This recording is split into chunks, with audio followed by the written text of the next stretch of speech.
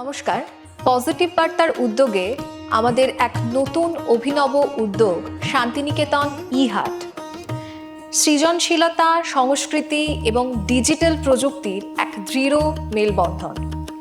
এখন থেকে লাইভ সম্প্রচার সরাসরি শুধুমাত্র আপনারা দেখতে পাবেন আমাদের পজিটিভ বার্তা প্ল্যাটফর্মে, সোম থেকে রবি বিকেল 3টে থেকে 5টা পর্যন্ত।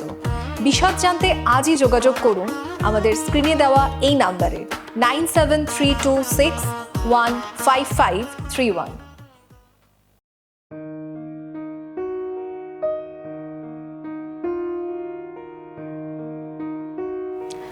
নমস্কার, আমরা চলে এসেছি আমাদের পজিটিভ বার্তার বিকাশ টকশোর অনুষ্ঠানে। ডিপ্রেশনের বাংলা নাকি নিম্নচাপ। বৃষ্টি এলো, সঙ্গে কফি 1-2 কাপ। নামছে বিকেল, অল্প ভিজে রাস্তাঘাট। না, আমরা আজকে শ্রীজাত বন্দ্যোপাধ্যায়ের ডিপ্রেশনের কবিতা বলবো না। আমাদের আজকের পজিটিভ বার্তার অনুষ্ঠানের বিষয়বস্তুই হচ্ছে ডিপ্রেশন বা অবসাদ। সেই নিয়ে আমরা আজকে কথা বলবো। আমাদের সাথে আজ আমাদের পজিটিভ বার্তার স্টুডিওতে উপস্থিত আছেন শান্তিনিকেতন সেবানিকেতন নার্সিং ইনস্টিটিউটের ক্লিনিক্যাল ইনস্ট্রাক্টর শ্রমনা পাল মহাশয়া। নমস্কার। নমস্কার। ওনাকে অসংখ্য ধন্যবাদ আমাদের পজিটিভ বার্তার স্টুডিওতে আসার জন্য। আজকে আমরা ওনার সাথে অবসাদ, ডিপ্রেশন এই নিয়েই কথা বলবো। আর কথা না বাড়িয়ে সরাসরি চলে যাব আমাদের আজকের প্রশ্ন উত্তর পর্বে। প্রথমেই ম্যাডামের থেকে আমি যে জিনিসটা জানবো সেটা হচ্ছে এই ডিপ্রেশন বা অবসাদ বা বিষণ্ণতা, এই জিনিসটা আসলে কি? নমস্কার। প্রথমেই আমি ধন্যবাদ জানাই পজিটিভ বার্তা আয়োজিত বিকাশ টককে। ডিপ্রেশন, আজকাল আমরা এই কথাটা খুব শুনে থাকি। আসলে বলতে গেলে ধরুন, যেমন আমাদের শরীর থাকলে শরীর খারাপ হয়, ঠিক তেমনই মন থাকলে মন খারাপ হয়। মন খারাপ, এই মন খারাপ যদি আমাদের দীর্ঘ সময়, যেমন 2 সপ্তাহ বেশি ধরে যদি হয়, আমরা তাকে ডিপ্রেশন অথবা বিষণ্ণতা বলতে পারি। আমাদের কিন্তু ধরুন একটা উদাহরণ দিয়ে বলতে গেলে, ধরুন আজকে আমার পছন্দের চাকরিটা চলে গেল, বা আমার কোনো প্রিয়জন মারা গেলেন, বা আমার ব্রেকআপ হয়ে গেল, আমি বলি আই ফিল ভেরি ডিপ্রেসড। আসলে এই ডিপ্রেশনই কিন্তু অ্যাকচুয়াল ডিপ্রেশন নয়। ডিপ্রেশন রোগ বলতে গেলে বোঝায় আমাদের ব্রেনে কিছু কেমিক্যাল থাকে, আমাদের ব্রেনে কিছু নিউরো ট্রান্সমিটার থাকে। এই নিউরো ট্রান্সমিটারের কম বেশি হওয়াতে আমাদের ভারসাম্য নষ্ট হয়ে যায়, যেটাকে আমরা ডিপ্রেশন বলি। এর ফলে আমাদের মধ্যে মানসিক ক্লান্তি, আগ্রহ কমে যায়, আশাহীনতা হয়, দুঃখ থাকে। এইগুলো যদি দীর্ঘ সময় ধরে আমাদের দৈনন্দিন জীবনযাপনকে ব্যাঘাত ঘটায়, তাহলে আমরা তাকে ডিপ্রেশন বলতে পারি। একদমই তাই। আমরা এরপর যে জিনিসটা জানবো যে অনেক ক্ষেত্রে কি হয় যে একটা নিদ্রার অভাব হয়, তো ওই অনিদ্রার সাথে কি বিষণ্ণতার কোথাও গিয়ে একটা সম্পর্ক রয়েছে? হ্যাঁ, অবশ্যই। অনিদ্রার সাথে ডিপ্রেশনের একটা গভীর সম্পর্ক রয়েছে। আগেই আমি বললাম যে আমাদের ব্রেন থেকে কিছু নিউরো ট্রান্সমিটার আসে। এই নিউরো ট্রান্সমিটারের ভারসাম্য নষ্ট হলে তা আমাদের ডিপ্রেশন ঘটায়। এই ডিপ্রেশনের জন্য আমাদের বহুদিন ধরে ঘুমের অনেক সমস্যাই দেখা যায়। অবশ্যই ইনসমনিয়া বা অনিদ্রা আমাদের ডিপ্রেশনের সাথে একটা ঘনিষ্ঠ সম্পর্ক আছে। আগেই আমি বললাম যে আমাদের ব্রেন থেকে কিছু নিউরো ট্রান্সমিটারের ক্ষরণ হয়, যার ভারসাম্য ডিপ্রেশনের দরুন নষ্ট হয়ে যায়।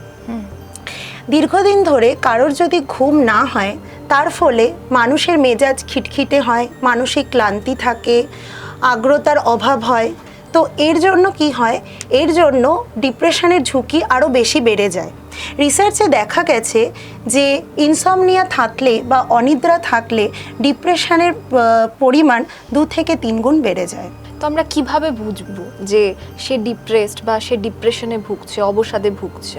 মানে এর মূলত কি কি লক্ষণ আমরা দেখতে পাই? সবার ফার্স্ট ডিপ্রেশনের যে ফার্স্ট সিমটম দেখা যায় সেটা হলো চেঞ্জেস ইন দ্য মুড। মানে আমাদের কিছুই করতে ভালো লাগে না, কোনো কাজকর্ম করতে ভালো লাগে না, ইভেন আমাদের যে কাজের প্রতি আগে ইন্টারেস্ট আসতো, যেমন গান করা, বই পড়া, আঁকা বা রান্না করা, এই সব কিছুর মধ্যে থেকে আমাদের ইন্টারেস্ট কমে যায়। আমাদের কখনো কখনো এরকমও হয় বিছানা থেকে উঠতেও আমাদের ভালো লাগে না। এছাড়া খাওয়া ও ঘুমের সমস্যা দেখা যায়, বন্ধুদের সাথে কথা বলতে ভালো লাগে না, নিজের ওপরে সবসময় একটা নেগেটিভ থিঙ্কিং কাজ করে। ইভেন অনেক সময় দেখা গেছে সিভিয়ার ডিপ্রেশনে সুইসাইডিয়াল থটও পর্যন্ত চলে আসে। এর যে সমস্যা, এই সমস্যাটা মোকাবিলা করার জন্য ঠিক কি কি স্টেপ বা পদক্ষেপ নেওয়া উচিত বলে মনে হয়? প্রথমেই বলবো যে সাইকোথেরাপি বা কাউন্সিলিংয়ের মাধ্যমে আমরা ডিপ্রেশন থেকে বেরোতে পারি। এছাড়া ডক্টরের পরামর্শ নিয়ে অ্যান্টি ডিপ্রেশন খেতে পারি। এছাড়া লাইফস্টাইলে কিছু পরিবর্তনও আনতে পারি, যেমন ব্যায়াম করা, পর্যাপ্ত ঘুমানো, খাওয়া দাওয়া ঠিকমতো করা, এইসবও করতে পারি। তাছাড়া আমরা মেডিটেশন বা ডিপ ব্রিদিংও করতে পারি। এই যে ডিপ্রেশন, এটা কি জীবনযাত্রার একটা পরিবর্তন আনলে এই জিনিসটা থেকে কি মুক্তি পাওয়া যাবে? হ্যাঁ, অবশ্যই যাবে। ধরুন, লাইফস্টাইল মানেই আমরা কি বুঝি? আমাদের ঘুম, খাওয়া দাওয়া, মনের যত্ন এবং ব্যায়াম আর আমাদের সামাজিক সম্পর্ককে ঠিক রাখা। তো ঘুমের ক্ষেত্রে আমরা বলতে পারি যে যেই সময় আমরা ঘুমাতে যাচ্ছি ঠিক সেই সময় ঘুম থেকে ওঠা, ঘুমের আগে মোবাইল বা যে কোনো ক্যাফেনকে অ্যাভয়েড করা। এছাড়া খাদ্যাভ্যাসের মধ্যে আমরা বলতে পারি ফল, শাকসবজি খাওয়া। ব্যায়ামের ক্ষেত্রে বলা যেতে পারে প্রতিদিন অন্তত 20 থেকে 30 মিনিট হাঁটা, যোগ ব্যায়াম বা হালকা ব্যায়াম করা যেতে পারে। এছাড়া বন্ধু বান্ধবদের সাথে সময় কাটানো, নিজের ফিলিং শেয়ার করা, এছাড়া মেডিটেশন, ডিপ ব্রিদিং তো আছেই। একদমই তাই। আমরা ম্যাডামের থেকে শুনলাম যে বিষয়টা আমাদের আজকে ছিল সেটা হচ্ছে ডিপ্রেশন। শরীরের অসুখ বোধহয় আমরা সবাই দেখতে পাই, কিন্তু মনের অসুখ হলে সেটা দেখতে পায় না। তো অনেকের ক্ষেত্রে সেটা খুব সামান্য, কিন্তু এটা সবথেকে বড় কঠিন একটা অসুখ যদি হয়ে থাকে সেটা কিন্তু মনের অসুখ। সময় থাকতে বোধহয় সেটার ট্রিটমেন্ট করানো বা সেটা কাউন্সেলিং হোক বা কোনো সাইকিয়াট্রিস্ট বা সাইকোলজিস্টের কাছে গিয়ে করাটা বোধহয় বেটার। আজকে আমরা অনুষ্ঠানের একদম অন্তিম পর্যায়ে এসে পৌঁছেছি। ভালো থাকবেন, সুস্থ থাকবেন আর আমাদের পজিটিভ বার্তার সাথে থাকবেন।